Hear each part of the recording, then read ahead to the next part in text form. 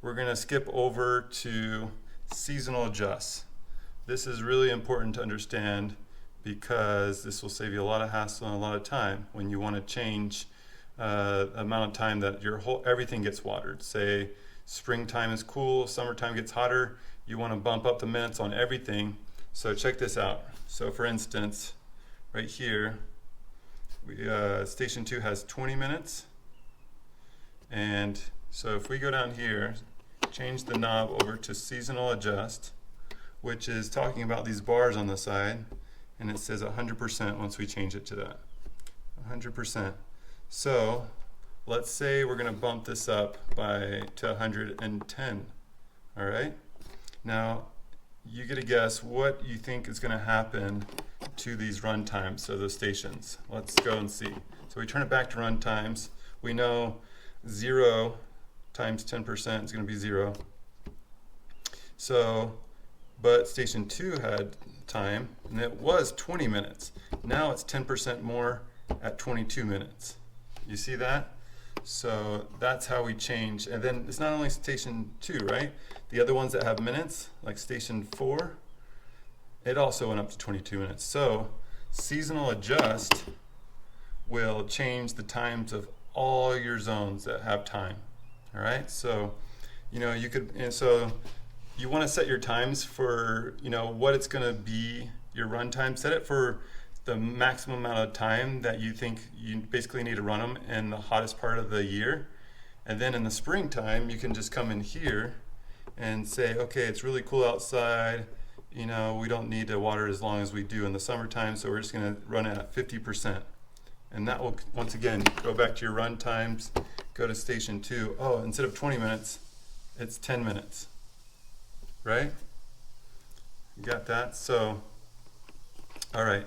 So then, but for now, we're going to go back to the seasonal adjust, and we're going to put it back to where it was, back to the 100% like you had it.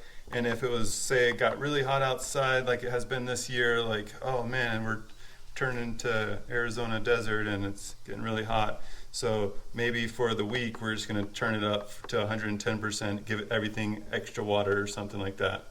That's how you do it without having to go into each zone, each run time, and add water, right? So that's what the seasonal adjust is. We jumped from run times over to seasonal adjust. Now, moving on from run times down to water days, you have drops of water, basically drop icons. And if the drop icon is not slashed out like it is here for Tuesday, then that means it's going to turn on for Monday. So it's going to run Monday, Wednesday, and Friday, and that's specific to program A, right? So that's how we use the programs, is to change up. Maybe we're going to run one zone just one time a week, but all the other ones we need to run 3 times a week. Okay? It's blinking on which one? Right now it's blinking on Monday. So if we wanted to go, say we wanted to turn on Tuesday, which is X'd out right now, we'll use the arrow button to go over to Tuesday, and then we'll hit the plus button to add Tuesday. Now it's going to water Monday, Tuesday, Wednesday, right? Okay, and we could do that with any of them. But we're going to go back and keep it like you had it and just have it watered Monday, Wednesday. Okay, now you might be wondering, what is a pump? So if you actually needed a pump to pressurize your irrigation system or your sprinkler system, then that's what's going to be that. But I think 99% of the people don't have to worry about having a pump, and that's what the P/master valve is down here. If you can see it at the very bottom. If you had one, then you would also have a wire coming right to that wire. So the master valve or the master pump is something that needs to be on for everything else to work. So that, if you need to run station 1, then the master valve is going to turn on, and then it's going to go out to that branch of station 1, so to speak. All right, so you shouldn't have to worry about the pump really ever, unless you have a unique situation. We talked about seasonal adjust. That's really important to understand. And going on from there, Solar Sync. So Solar Sync is if you have a special sensor that's going to connect with towers to be able to pull in other weather information. So you would have a sensor on one of these down here that would connect there, and then go outside and be able to connect to get other weather data.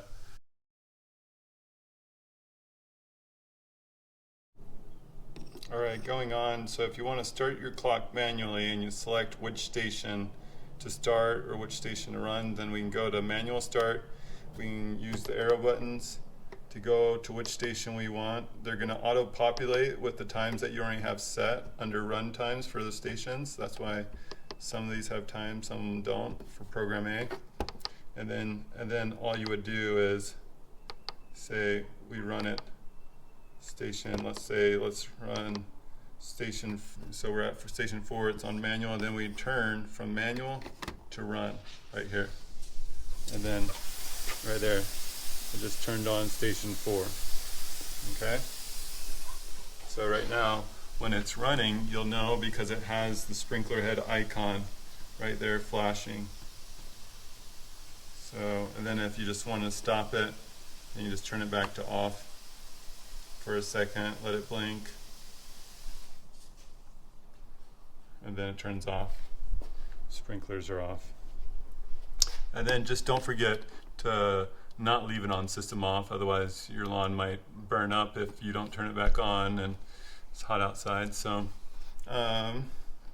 so then you'll have it on run whenever. That's the default position when your system's running like it should be on normal season. So that's how you use that manual station right there. Also, another way to manual start is over here. All you have to do is hold down this button. You can see it says manual start, press and hold. So all we do is hold down that button, and then it starts with 1. If we want to keep going to say 4, like we just had on, and look, the sprinklers came back on. And then of course and then we could just keep going. We could push the button right there, go on to number 5. In the winter time, when you need to turn it off, then you'll just turn it to the system off and leave it there for the winter time if you're not using your sprinkler system for the winter time like we don't here in Utah. So that's it. Let's switch over here. If you had a rain sensor and you didn't want it to shut off your sprinkler system, then you could just switch it up. It'll bypass the rain sensor that might be shutting off the system and let it to run normally. And then just always make sure, if you do use the system off, make sure you leave it on the run position when you just want it to operate normally. So that's it. Hope that helps. This is again the Hunter Pro C sprinkler clock or timer, and hope that helped. And if you have any questions, leave a comment in the below, and we'll get to them and catch you in the next one. See ya.